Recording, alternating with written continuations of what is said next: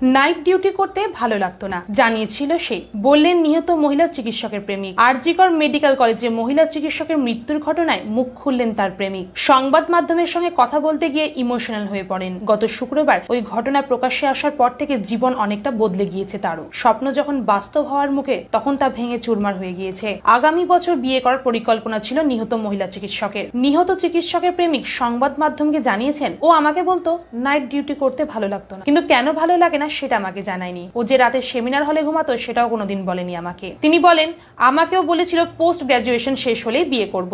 তিনি বলেন, সেদিন রাত 11টা নাগাদ আমি ওকে ফোন করি। ও আমাকে জানায় ব্যস্ত আছি, পরে ফোন করছি। আমি আমার কর্মস্থলে ডিউটিতেই ছিলাম, রাতে আর ফোন করে ওঠা হয়নি। সকালে ওকে ফোন করি কিন্তু ধরেনি। তারপর ওকে কতগুলো মেসেজ পাঠায়, রিপ্লাইও আসেনি। এরপর যখন খবরটা পাই তখন বিশ্বাস করতে পারিনি এরকমও হয়। গত শুক্রবার ভোর রাতে আরজিকর মেডিকেলের এমার্জেন্সি বিল্ডিং এর 4 তলায় খুন হন এক